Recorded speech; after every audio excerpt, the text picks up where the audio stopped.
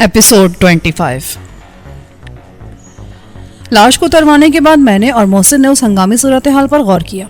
हस्बे तवक्को एक telephone call मौसूल हुई थी और मोहसिन ने जवाब में वही कहा था जो मैंने उसे बताया था। उन्होंने कहा था कि हम फिर राब्ता कायम करेंगे, लेकिन इस बात को 2 घंटे हो चुके थे। अगर अब उनका पैगाम मौसूल हो जाता तो ये मसला हल हो सकता था, जिसमें हमारी पोजीशन बहुत ख़राब थी। अब हम कफन दफन के इंतजाम की जिम्मेदारी कबूल कर चुके थे।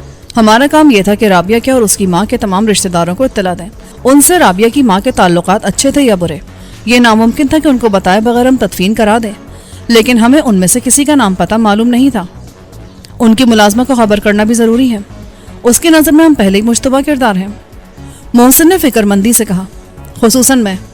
राबिया की माँ को जिस रात दिल का दौरा पड़ा था, राबिया उसके पास मौजूद ना थी। उसे भी अपने साथ ले गया था और ज़ुबानी अकीदा अपनी जगह कि ज़िंदगी और मौत खुदा के इख्तियार की बात है। वो मौत का यही सबब बताएगी कि बड़ी बेगम साहिबा को वक्त पर अस्पताल नहीं पहुंचाया गया था, वरना वो बच जाती। राबिया के ताल्लुकात हमसाये में किस किस से थे? मोहसिन बोला, ये भी खादिमा ही बता सकती है और तुम उसे ला सकते हो। शायद उसे एक आध रिश्तेदार का घर भी मालूम हो, उससे आगे दूसरों का पता मालूम हो जाएगा। ये सब तो ठीक है मोहसिन, लेकिन हम इस सवाल का जवाब क्या देंगे कि राबिया कहाँ है? किस किस से झूठ बोलेंगे और क्या सब हमारे झूठ को तस्लीम कर लेंगे? राबिया बहुत बड़ी वकील है, उसके मातहत भी वकील हैं, उनको बेवकूफ़ नहीं बनाया जा सकता। इसके अलावा राबिया के हम पेशा वकीलों को इत्तला देनी होगी। सुबह 9 बजे के बाद डिस्ट्रिक्ट कोर्ट के बार रूम में ये खबर पहुंचेगी तो वो हमसे पूछेंगे कि तदफीन किस वक्त होगी। उनमें से बहुत से मुकदमात में तारीख लेकर जनाजे में शिरकत के लिए आ जाएंगे। इस वक्त रात का 1 बजा है। अगर हम सुबह होते ही तदफीन के इंतजाम शुरू करें तब भी दोपहर से पहले तदफीन मुश्किल है। दूसरे लोगों से पहले तो हम साए आ जाएंगे। दूसरे सब लोगों से तो वही कहा जा सकता है जो डॉक्टर दुरानी से कहा था कि राबिया किसी केस के सिलसिले में रावलपिंडी गई है, मगर उसके मातहत वकील समझ जाएंगे कि दाल में कुछ काला है। उनका पेशा ही ऐसा है कि उन्हें हर शरीफ आदमी मुजरिम नजर आता है और ज़रा भी शक हो तो उनके लिए पुलिस को बुला के तफ्तीश का चक्कर चलाना मुश्किल नहीं होता। हम पहले ही इतने चक्करों में पड़े हैं कि मजीद चक्करों के मुतहम्मिल नहीं हो सकते। अगर हम वकीलों को इत्तला ही ना दे तो ये कह दें कि आखिरी रसूम में ख़ानदान के अफराद शरीक थे। मोहसिन ने कहा, ख़ानदान के अफराद का मसला फिर भी बाकी रहता है। अगर सुबह से पहले पहले हम ख़त देकर राबिया को लाने में कामयाब हो गए तो फिर कोई गड़बड़ नहीं होगी। मैं राबिया को उसके कमरे में सुला दूंगा। मैं डॉक्टर को बुला के बता दूंगा कि अभी राबिया को माँ की मौत का इल्म नहीं होना चाहिए और बेहतर यही है कि वो सोती रहे। बात आ गई समझ में? मोहसिन ने अचानक कहा, राबिया अपने कमरे में सोती रहेगी। हम किसी को उसके कमरे में जाने नहीं देंगे कि डॉक्टर ने सख्ती से मना किया है। हम कह सकते हैं कि राबिया पर सदमे का शदीद असर है। मैं कुछ देर तक मोहसिन की बात समझने की कोशिश करता रहा, लेकिन रिश्तेदार खवातीन, पास पड़ोस की औरतें या खादिमा अगर कमरे में जाके सिर्फ एक नज़र देखने पर मुसर हुई तो क्या होगा? एक झूठ को निभाने के लिए दूसरे झूठ का सहारा तो लेना ही पड़ता है, और झूठ तो झूठ ही है, क्या बड़ा क्या छोटा। हम कमरे का दरवाज़ा भी खोलकर दिखा सकते हैं, यूं कि दूर से देखने वालों को राबिया वाकई सोती नजर आए। राइट, मैंने चुटकी बजाकर उठते हुए कहा, वक्त बहुत कम है, हमें काम फौरन शुरू कर देना चाहिए। राबिया के बेडरूम को सेट करने के बाद मैंने किसी फिल्म के हिदायतकार की तरह सोचना शुरू किया जो गैर हकीकी मनाजिर को इस तरह पेश करता है कि देखने वाले उसे हकीकत समझ के तस्लीम करते हैं। राबिया के बेड पर चादर के नीचे तकिए और दूसरे कपड़े रखकर ये तासुर देना बहुत आसान था कि ये राबिया है जो चादर ओढ़े लेटी है। हम ये भी दिखा सकते थे कि वो चादर में मुंह सर लपेटे सो रही है, मगर मैंने ज़्यादा हकीकी तासुर देने का इंतज़ाम किया। राबिया की वार्डरोब में से मैंने एक विग निकाली। उसमें मसनूई बालों के बने बनाए जूड़े भी रखे थे जो राबिया ने मेरे सामने तो कभी इस्तेमाल नहीं किए थे। शायद ये उस दौर की यादगार थे जब उसकी शादी हुई थी। मैंने एक लंबे सह चमकीले बालों की विग को फैलाया, कुछ तकिए पर कुछ चादर के ऊपर। विग के नीचे एक जूड़ा रखा और चादर का कोना थोड़ा सा आगे खिसका दिया। फिर मैंने दरवाजे के करीब जाकर देखा। मोहसिन ने तायद में सर हिलाया। तासुर मुकम्मल था। दिन में तो सारे पर्दे बराबर होंगे और टेबल लैम्प भी ऑफ होगा, तो कमरे का दरवाज़ा खोल के अंदर आने वाले को भी यही नजर आएगा कि राबिया करवट लिए मुंह दीवार की तरफ किए सो रही है। मोहसिन ने कहा, किस सोच में पड़ गया सिकंदर, वक्त नहीं है हमारे पास। मोहसिन ने फाइनल टच ये दिए कि राबिया की एक साड़ी और ब्लाउज बेड के करीब कुर्सी पर यूं डाल दिए जैसे सोने से पहले राबिया ने उसी लिबास को बदला था। बेड की दूसरी जानिब साड़ी से मैच करते हुए सैंडल रख दिए थे जो दरवाजे में दाखिल होने वाले को सामने नजर आ जाए।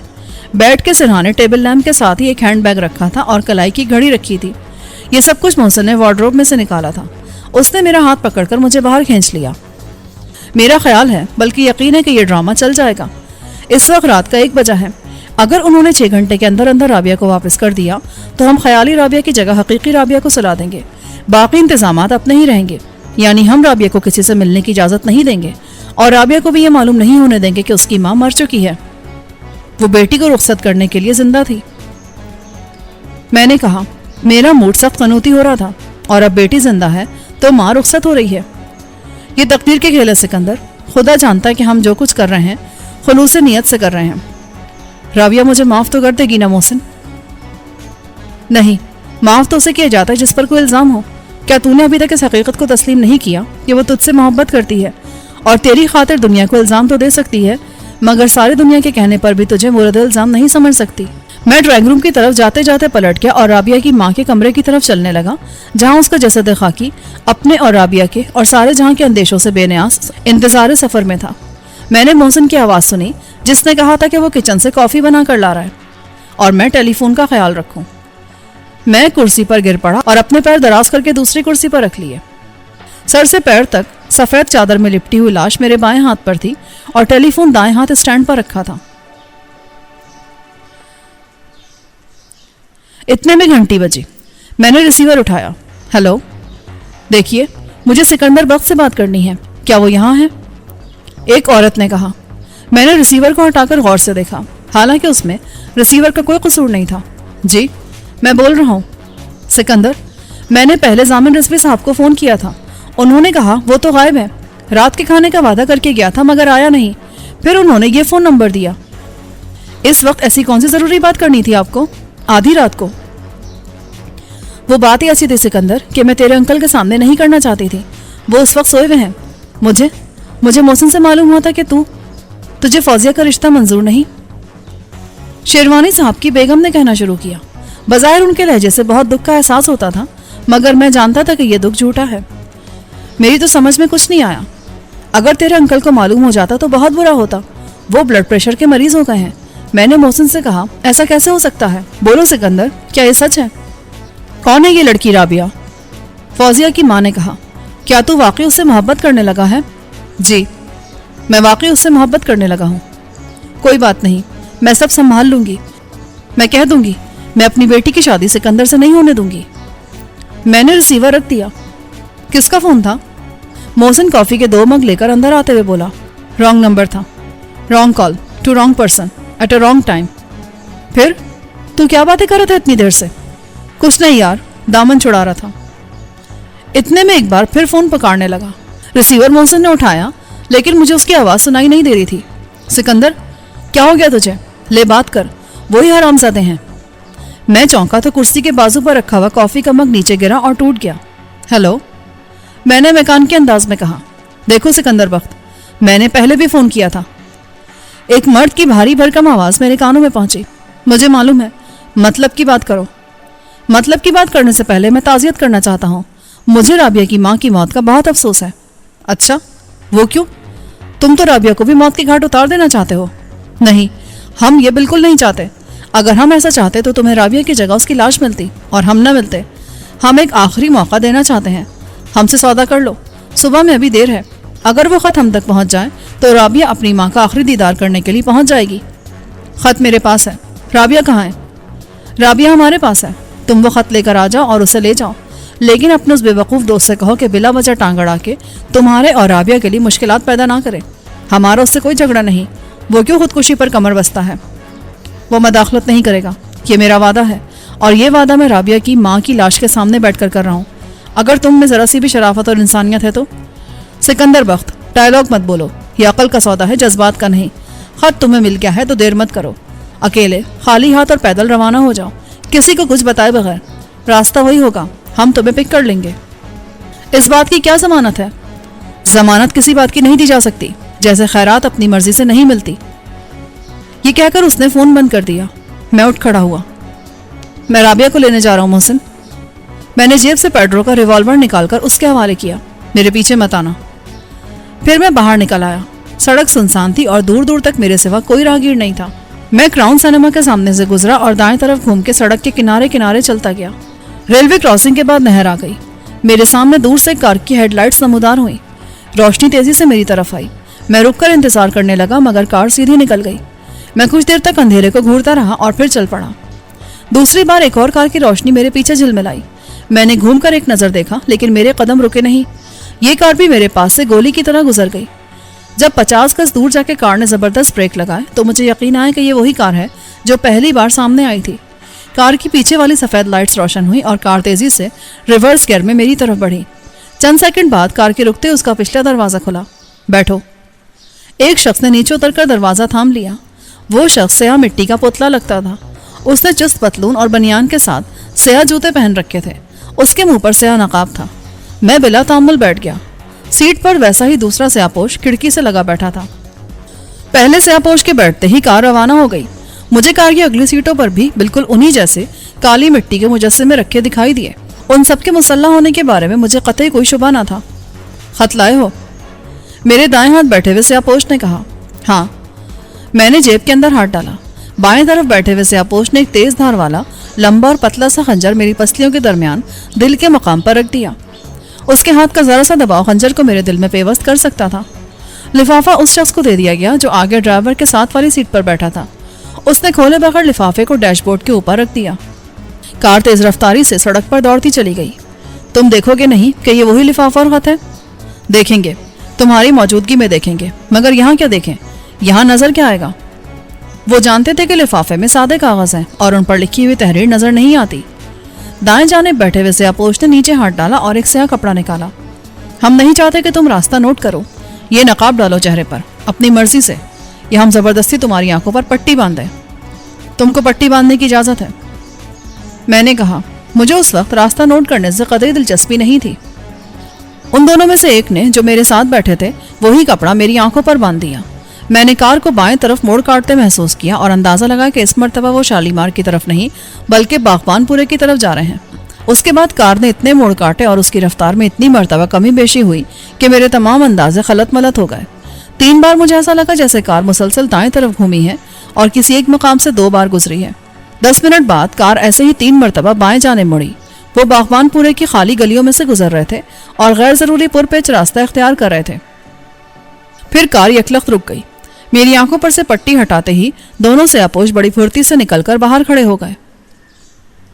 میرے ارد گرد رات کی تاریکی میں کسی احاطے کی دیوار پھیلی ہوئی تھی۔ احاطے میں مختلف قسم کے وزن اٹھانے والے truck, fork lift truck, dump truck, crane اور کنکریٹ مکسر کھڑے تھے جو اندھیرے میں سائنس فکشن فلموں کی عجیب و غریب اعضاء والی مخلوق دکھائی دے رہے تھے۔ ایک دیوار کے ساتھ خالی ڈرم، ناکارہ ٹائر اور تعمیراتی ساز و سامان کا ڈھیر تھا۔ یہ کسی کنسٹرکشن کمپنی کا یارڈ تھا جو میں نے پہلے کبھی نہیں دیکھا تھا۔ کار کو میں نے اترتے ہی دیکھ لیا تھا۔ یہ ڈسلوا کی نیلی ٹویوٹا کراؤن یا دلاور کی گاڑی نہیں تھی۔ صاف ظاہر تھا کہ یہ جگہ بھی ان کی نہیں تھی۔ یہاں بھی کوئی چوکیدار تو ہوگا تمہارے آنے سے پہلے؟ میں نے تنزیہ کہا۔ اب بھی ہے۔ یہ چوکیدار زیادہ سمجھدار ثابت ہوا اور ہم سے تعاون کرنے پر تیار ہو گیا۔ جاتے وقت ہم اسے معقول انعام دے کر جائیں گے۔ بفرض محال تم دوبارہ یہاں آئے تو چوکیدار آج رات کے تمام واقعات سے قطعی لا علمی کا اظہار کرے گا۔ وہ اس بیرک کی طرف چلنے لگے جو تقریباً احاطے کے وسط میں بنی ہوئی تھی، 18 فٹ لمبی اور 9-10 فٹ چوڑی، جس کے 2 حصے تھے۔ اس پر ٹین کی عارضی چھت ڈالتی گئی تھی۔ 2 بند کھڑکیاں شاید 2 کمروں کی تھیں اور ان میں سے ایک کے شیشے روشن تھے۔ دروازہ بجانے پر کسی نے اندر سے سوال کیا، کون ہے؟ اور اسے جواب ملا، تمہارے باپ۔ دروازہ کھل گیا اور میں نے دیکھا کہ اندر ایک چارپائی پر بستر لگا ہوا ہے۔ ایک دیوار کے ساتھ میز تھی جس پر سے تمام سامان ضرورت ہٹا دیا گیا تھا۔ یہ سب سامان اب میز کے نیچے فرش پر پڑا تھا، کھانے پکانے کے چند برتنوں اور مٹی کے تیل سے جلنے والا ایک چولہے کے ساتھ۔ کمرے میں اس شخص کے سوا کوئی نہ تھا جس نے دروازہ کھولا تھا، اور وہ بھی ویسا ہی سیاہ لباس پہنے تھا جیسا مجھے لانے والے 4 افراد نے پہن رکھا تھا۔ اس میں سے ان کی آنکھوں کے سوا کچھ نظر نہیں آتا تھا۔ میں نے رابعہ کی تلاش میں ادھر ادھر نگاہیں دوڑائیں اور اس بند مقفل دروازے کو دیکھا جو دوسرے کمرے میں کھلتا تھا۔ پریشان ہونے کی ضرورت نہیں ہے، ایک سیاہ پوش نے کہا۔ اب یہ تخصیص بھی نہ رہی تھی کہ ان میں سے کون میرے ساتھ بیٹھا تھا اور کون کار کی اگلی سیٹ پر تھا۔ وہ سب قد و قامت میں برابر تھے اور مجھے شک یہ تھا کہ سب کو آواز بدل کر بات کرنے کی ہدایت تھی، چنانچہ ان کی شناخت محال تھی۔ جب ثابت ہو جائے گا کہ خط وہی ہے جو تمہیں منشی نے بھیجا تھا تو رابعہ بھی آ جائے گی۔ یہ کیسے ہوگا اور اس میں کتنی دیر لگے گی؟ انجانی منشی نے ویسے تو زندگی میں بہت سی غلطیاں کی ہوں گی، مگر مرتے وقت جس غلطی کا اس کو بہت ملال تھا وہ یہی تھی کہ اس نے پرانے نسخے آزما کر ایک تحریر تو لکھ دی جسے کوئی دیکھ سکتا تھا نہ پڑھ سکتا تھا، مگر وہ پرچہ ترکیب استعمال ارسال کرنا ہی بھول گیا۔ وفات سے قبل انہوں نے علاوہ دیگر باتوں کے اس بات کا اعتراف بھی کیا تھا کہ زندگی نے وفا نہ کی، ورنہ وہ دوسرا خط بھی پوسٹ کر دیتے جس میں خفیہ تحریر کو پڑھنے کی ہدایات ہوتی اور تمہیں فون پر مطلع کر دیتے کہ خط آ رہا ہے، مگر اس میں خود کو الزام دینا تو غلط ہے کہ یہ سب باتیں انہوں نے ہمیں بتائیں اور مر گئے۔ یہ سب تو نوشتہ تقدیر تھا اور ایسے ہی ہونا تھا۔ اب تم دیکھو ہم منشی کے آخری الفاظ پر عمل کر کے تمہارے سامنے جادو کا کیا کھیل دکھاتے ہیں۔ اس نے خط کے صفحات دوسرے سیاپوش کی طرف بڑھا دیے۔ اس نے ایک بیگ کھولا جسے میں نے ابھی تک نہیں دیکھا تھا۔ یہ ڈاکٹروں کے استعمال میں آنے والا سیاہ چمڑے جیسا بیگ تھا۔ اس نے بیگ میں سے ایک اسپرٹ لیمپ نکالا اور میز پر رکھ کر روشن کر دیا۔ پھر اس نے ایک شیشے نکالی جس میں کوئی بے رنگ محلول تھا۔ محلول کو اس نے ایک فرائنگ پین میں انڈیل دیا جو چوکیدار کے ساز و سامان میں شامل تھا، لیکن اس مقصد کے لیے خاص طور پر صاف کیا گیا تھا۔ چند منٹ میں محلول ابلنے لگا اور کمرے میں عجیب سے ناگوار بو پھیل گئی۔ سائنسی تجربہ کرنے والے نے بیگ سے صاف روئی اور ایک چمٹی نکالی۔ چمٹی کی مدد سے روئی کو محلول میں ڈبو کر اس نے کاغذات کا پلندہ میز پر رکھا اور پہلے صفحے پر بڑی احتیاط سے روئی پھیرنے لگا۔ اس سے کاغذ گیلا نہیں ہوا۔ وہ کیمیائی محلول بہت تیزی سے اڑ کر خشک ہوتا جا رہا تھا۔ کاغذ پر ابھی تک کسی تحریر کے نقوش نمایاں نہیں ہوئے تھے، لیکن وہ سب صبر و سکون اور خاصی دلچسپی کے ساتھ یہ کارروائی دیکھ رہے تھے۔ ان میں سے دو میرے دائیں بائیں ریوالور لیے کھڑے تھے اور ان کو یقیناً حکم ہوگا کہ گڑبڑ کی صورت میں بلا تعامل مجھے شوٹ کر دیں۔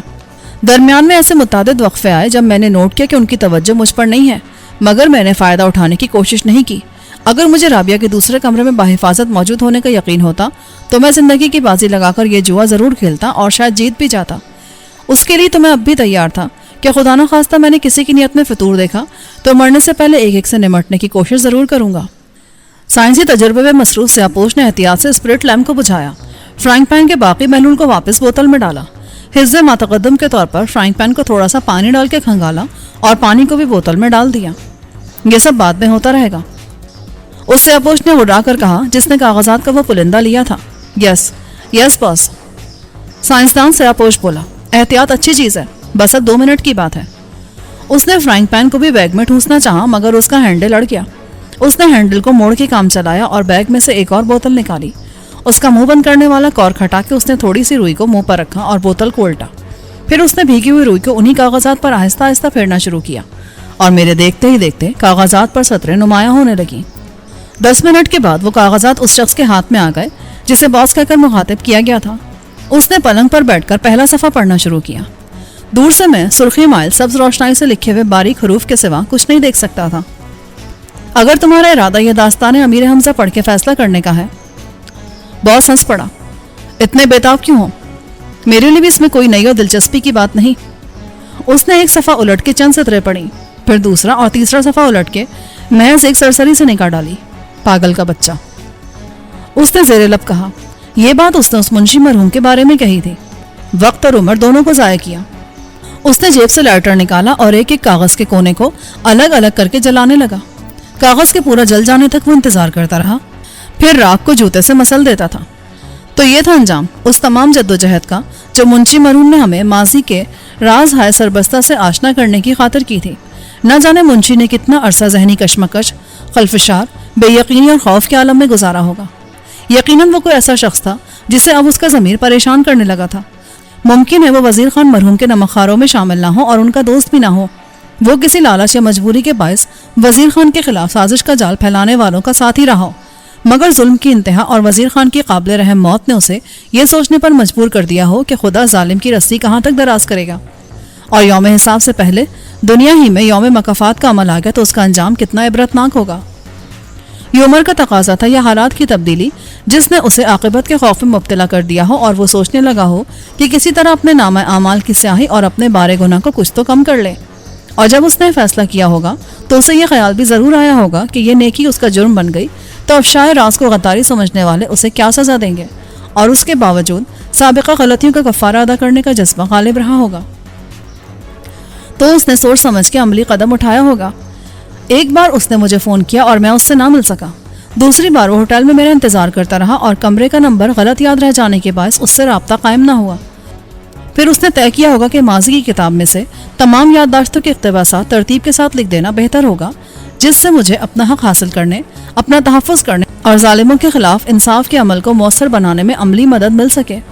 اس نے تمام ممکنہ احتیاطی تدابیر اختیار کی تھیں، مگر ایک چھوٹی سی بھول نے اسے شکست سے دوچار کر دیا۔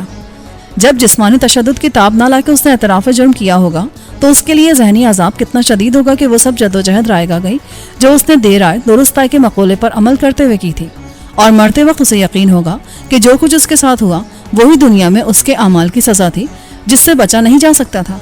آخرت کا عذاب اس زندگی کے بعد شروع ہونا تھا. تمہیں یقین ہے کہ جو کچھ اس خط میں لکھا تھا وہ ہمیں کسی اور ذریعے سے معلوم نہیں ہوا, یا یہ کہ ہمارے پاس اس کی دوسری نقل موجود نہیں ہے؟ میں نے کہا ہاں. سیاپوش بولا. منشی میں جھوٹ بولنے کا حوصلہ نہیں رہا تھا. اس کی قوت برداشت بہت پہلے جواب دے گئی تھی. بعد میں اس نے جو کچھ بتایا اس میں شک و شبے کی کوئی گنجائش نہ تھی. اس کے سوا یہ باتیں تمہارے کسی خیرخواہ کو معلوم نہیں.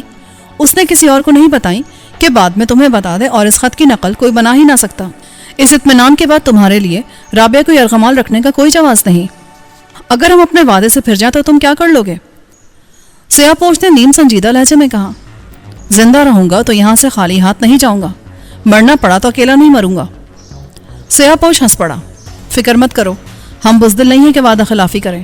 ہم نے ویسے بھی تمہیں 1 مہینے کی مہلت دے رکھی ہے. اس نے سائنسی تجربات کرنے والے کو اشارہ کیا. ڈاکٹر, اپنا سامان اٹھاؤ اور باہر گاڑی میں میرا انتظار کرو. یہ دونوں تمہارے ساتھ جائیں گے. اس نے دونوں سیاپوشوں کی طرف اشارہ کیا. ان میں سے ایک میرے ساتھ بیٹھ کر آیا تھا اور ریوالور لیے دروازے کے قریب کھڑا تھا. دوسرا شاید گاڑی کا ڈرائیور تھا. 3 سیاپوش نکل گئے. کمرے میں ایک تو وہی رہ گیا جسے سب باس کہہ کر مخاطب کر رہے تھے. دوسرا میرے بائیں ہاتھ پر ریوالور لیے کھڑا رہا. تم نے پیڈرو کے کپڑے پہن رکھے ہیں, انہیں اتار دو. باس کہلانے والے سیاپوش نے کہا. انہیں اتار دوں اور خود کیا کروں؟ بے لباس کھڑا رہوں؟ ہم پیڈرو کو بھی بے لباس ہی لے کر آئے تھے. تمہارے کپڑے وہیں پڑے ہیں جہاں سائیں کی لاش پڑی ہے. سائیں کی لاش؟ اس کمرے میں تو کوئی لاش نہیں تھی. تم نے مار دیا اسے؟ میں اچھل پڑا. ہاں, لاش دوسرے کمرے میں تھی جہاں سے ہم بات کر رہے تھے, جہاں ایمپلیفائر پڑا تھا, لیکن اب اسٹور میں پڑی ہے. میرا خون خشک ہونے لگا. صبح کے بعد جب اس چوکیدار کی لاش ملے گی تو پولیس میرے کپڑوں کو بھی قبضے میں لے لے گی. ان کپڑوں میں میرا پتہ دینے والی کوئی چیز نہ تھی سوائے میرے بدن کی بو کے. شہر میں مسلسل ہونے والی قتل کی پراسرار وارداتوں کے بعد پولیس نے اتنا وائولا مچایا تھا کہ پولیس کی خصوصی ماہرین پر مشتمل ٹیم ان کا سراغ لگانے کے لیے تشکیل دی گئی تھی. اگر انہوں نے تربیت یافتہ کھوجی کتے استعمال کیے تو وہ کپڑوں کی بو سونگھ کر میرا نشان تلاش کر لیں گے. یہ انتہائی تشویشناک بات تھی. دوسری جانب قابل اطمینان بات یہ تھی کہ جو شخص مارا گیا وہ محسن کی گولی کا نشانہ نہیں بنا تھا. غالباً اس کا نشانہ خطا گیا تھا اور وہ شخص بھاگنے میں کامیاب ہو گیا تھا جسے محسن ریوالور کی زد میں لیے کھڑا تھا. مرنے والا چوکیدار سائیں تھا جسے وہ لوگ خود مار کر آئے تھے. اگر تم صبح تک ایسے ہی کھڑے سوچتے رہو گے تو ہمارا کوئی نقصان نہیں ہوگا. سیاپوش نے کہا. میں نے بے بسی سے ادھر ادھر دیکھا, اس امید میں کہ شاید بعد میں مجھے پہننے کے لیے چوکیدار کے کپڑے مل جائیں, لیکن انہوں نے جان بوجھ کر وہاں سے سب کپڑے ہٹا دیے تھے. کوئی تولیہ, چادر, میز پوش یا پردہ تک نہیں چھوڑا تھا. مقصد صاف ظاہر تھا. میں بغیر کپڑوں کو ان کا پیچھا نہیں کر سکتا تھا اور کار کے پیچھے سڑک پر دوڑ نہیں لگا سکتا تھا. تم نے یہاں کے چوکیدار کو بھی مار دیا ہوگا, میں نے ایک فوری خیال کے تحت کہا. سیاپوش ہنسا. تمہیں شاید یقین نہیں آ رہا کہ اس نے ہم سے تعاون کیا ہوگا. اپنی آنکھوں سے دیکھ لو, پہلوان سے مل لو. وہ درمیانی دروازے کی طرف بڑھا اور اس کے قفل کو ایک چابی سے کھول دیا. کنڈی کھول کے وہ پیچھے ہٹ گیا. آ جاؤ بھائی پہلوان, ہمارا کام ختم ہو گیا. دروازہ آہستہ سے کھلا اور ایک شخص تھر تھر کانپتا اندر آ گیا, جسے پہلوان کہنا یقیناً اس کا مذاق اڑانا ہوگا. اس کا اصل نام کچھ اور ہوگا اور سیاپوش اسے تمسخر و تضحیک سے پہلوان کہہ رہا تھا. وہ 22-24 سال کا انتہائی لاغر اور پستہ قامت, مختصر جسم کا نوجوان تھا, جس کی جوانی بھی بڑھاپے کے لیے باعث شرم تھی. مگر اس سے زیادہ شرمناک بات یہ تھی کہ وہ مادرزاد برہنہ تھا. دیکھا تم نے, اس سے زیادہ کوئی کیا تعاون کرے گا؟ جناب عالی, اب تو میرے کپڑے دے دیں, پہلوان نے لرزتی آواز میں کہا. کیا کرو گے اب تم کپڑوں کا پہلوان؟ سیاپوش نے جیب سے 100 کے نوٹوں کی گڈی نکالی. البتہ یہ نام لے لو.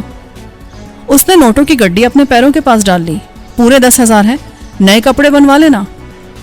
اس کے لہجے میں کوئی ایسی بات تھی جس نے مجھے چونکنا کر دیا. میں نے چلا کر اس بے وقوف, عاقبت ناندیش اور لالچی نوجوان کو خبردار کرنا چاہا, مگر وہ آگے بڑھ چکا تھا اور اس کی پرہوس نظریں 10,000 کی گڈی پر جم کے رہ گئی تھیں. وہ گڈی اٹھانے کو جھکا ہی تھا کہ سیاپوش کا ہاتھ بجلی کی طرح اس کی گردن پر پڑا. میں نے واضح طور پر گردن کی ہڈی ٹوٹنے کی آواز سنی اور اس جواں مرد کو فرش پر لڑکتے دیکھا. صدمے سے میرا دماغ معاف ہو گیا اور میں نے کچھ کر گزرنے کی خواہش پر بڑی سخت جدوجہد کے بعد قابو پایا. لیکن اس قتل نے میرے اندر کے اس آدمی کو جھنجھوڑ دیا جو اب تک رابعہ کی خاطر اور مصلحت کے تقاضے اور مجبوری کے باعث خاموشی سے ہر جائز و ناجائز بات مان رہا تھا. کمرے میں اب صرف 2 ہی آدمی تھے اور ان کو چابک دستی سے قابو میں کیا جا سکتا تھا. مجھے صرف اتنی یقین دہانی کی ضرورت تھی کہ رابعہ بھی یہیں کہیں دوسرے کمرے میں موجود ہے और ये बात मुझे फौरन मालूम हो गई। राबिया को ले जाने में देर तुम खुद कर रहे हो। चौकीदार का कातिल सियापोश सपाट लहजे में बोला, अगर तुम चाहते हो कि वो माँ का आखिरी दीदार कर ले और किसी को मालूम भी ना हो तो जाओ, राबिया 7 वाले कमरे में है, मगर ऐसे नहीं, अपने कपड़े हमारे हवाले करके जाओ। मैंने तामील का इरादा किया और आहिस्ता आहिस्ता जर्सी उतारने लगा। लाओ इधर फेंक दो एहतियात से, सियापोश ने कहा। मैंने जर्सी के बाद बनियान को भी उसकी तरफ उछाल दिया और इस अरसे में मेरा जहन मुसलसल मसरूफ अमल रहा, लेकिन हालात के सामने मैं बेबस था। एक शख्स रिवॉल्वर का रुख मेरी तरफ किए जरा से शुबे पर मुझे शूट कर देने के लिए पहले से तैयार खड़ा था और अब उसके बॉस ने भी रिवॉल्वर निकाल लिया था। मैंने पतलून उतार कर एक तरफ फेंकी जो उसने मुझ पर से नजर हटाए बगैर उचक ली। अब मेरे जिस्म पर एक मुख्तसर सा अंडरवियर रह गया था, या मेरे जूते थे। पहले मैंने जूते और मोजे उतारे। अभी तक मेरे दिमाग में कोई तरकीब नहीं आई थी जिससे मैं उन पर गलबा हासिल कर सकता, और उसके मौके भी नापैद थे। मगर उसी वक्त बॉस ने अपना रिवॉल्वर जेब में रखा और मेरे जूतों और कपड़ों की गठरी लेकर दरवाजे की तरफ चल पड़ा। चलते चलते उसने अपने आखिरी साथी को हुक्म दिया कि वो मुझसे मेरा अंडरवियर भी ले ले और फिर दरवाजे को बाहर से कुंडी लगाकर आ जाए। मातहत ने रिवॉल्वर का रुख मेरी तरफ रखा और घूमकर दरवाजे के सिमत आ गया। देखो, कुछ तो शर्म हया करो, ये कपड़ा तो छोड़ दो मेरे जिस्म पर। बकवास करने की जरूरत नहीं है, बॉस जो कह गया है वही होगा। सियापोश घुराया, तुम्हारी मर्जी। फिर मैंने थोड़ा सा झिझकते हुए अपना ये आखिरी लिबास भी उतार दिया और ये देखा कि वो कुछ झेप सा गया है। उसकी नजर एक पल के लिए हटी थी कि मैंने अंडरवियर खींचकर उसके मुंह पे मारा और गोता लगा गया। बाहर से गाड़ी के स्टार्ट होने की आवाज रिवॉल्वर के फायर के साथ ही सुनाई दी। सियापोश ने पैंतरा बदलकर कोने की तरफ होना चाहा, मगर मैंने उसे मोहलत ना दी। ये क्या है? बाहर से किसी ने चीख कर जुमले का अख्तिताम गलीज गाली पर किया। उस वक्त तक मैंने सियापोश को ऊपर उठा लिया था। मैंने गलीज तर गाली दी। अभी बताता हूं कि हुआ क्या है। मैंने सियापोश के कुछ बोलने से पहले चिल्लाकर कहा। सियापोश ने एक और गोली चलाई जो जमीन पर लगी। मैंने सियापोश को उठा के दीवार पे दे मारा। वो बिलबिलाया। उसका असर खातिर खा हुआ। बाहर गाड़ी में बैठे बाकी अफराद ने फर्ज कर लिया कि उनका एक साथी मेरे हाथों मारा गया है। गाड़ी चलाओ, उसी शख्स ने चीख कर कहा जो बॉस बना था। मरने दो हरामजादे को। गाड़ी के रवाना होने की आवाज सुनते ही पीछे रह जाने वाले का हौसला जवाब दे गया। उसने उठकर भागने की कोशिश की, मगर मेरी लात उसके सीने पर पड़ी और वो दीवार के पास लाश के करीब जा गिरा। रिवॉल्वर उसके हाथ से पहले ही निकल गया था। मैंने उस पर ताबड़तोड़ हमले किए। लाते और घूंसे मार मार के मैंने उसे तकरीबन मार डाला था कि अचानक मेरे एक वार से वो उछलकर रिवॉल्वर के करीब जा पड़ा। लेकिन रिवॉल्वर पर कब्जा करते उसके हाथ ने मेरा नहीं खुद अपना निशाना लिया। मैं उस वक्त भी हरकत में था और उस पर जस लगा चुका था। उसने खुद को मेरे मुकाबले में बहुत कमजोर और तन्हा पाके फैसला किया कि अपने हाथों अपनी जिंदगी का खात्मा कर ले, मगर मैंने उसकी ये आरज़ू भी पूरी ना होने दी। वो गोली जो वो अपनी कनपट्टी पर चलाने वाला था वो मेरे उस पर जा पड़ने से शाने में लगी। रिवॉल्वर फिर उसकी गिरफ्त से निकल गया। मैंने उसको सर के बालों से पकड़कर फर्श पे दे मारा। वो आखिरी बार कराहा और बेहिस्सो हरकत हो गया। मैं सर झटक कर दूसरे कमरे की तरफ बढ़ा। कमरे के दरवाजे में कदम रखते ही मैंने राबिया को देखा। वो एक खिड़की से यूं बंधी थी कि उसके दोनों हाथ एक साथ बांध के खिड़की की सलाखों के साथ जकड़ दिए गए थे। पैर दूसरी रस्सी से बांधे गए थे और दूसरी रस्सी का आखिरी सिरा एक दरवाजे के हैंडल में बंधा हुआ था। दरवाजा बंद था और गालिबन दूसरी तरफ से बाहर जाने का रास्ता था। उस पोजीशन में राबिया के लिए दीवार से टेक लगाकर बैठना ही मुमकिन था। ना वो लेट सकती थी और ना खड़ी हो सकती थी। उसके मुंह में एक मैला सा कपड़ा ठूंस दिया गया था, चनाचे उसके हलक से आवाज भी नहीं निकल सकती थी। लेकिन सबसे ज्यादा शर्मनाक और बाइस जिल्लत बात यह थी कि वो राबिया को भी बेलिबास छोड़ गए थे। मैंने खुदा का शुक्र अदा किया कि मेरे जिस्म पर नाम को ही सही सतरपोशी के लिए कुछ तो है, वरना मेरे लिए राबिया का सामना करना कहीं ज्यादा दुश्वार होता।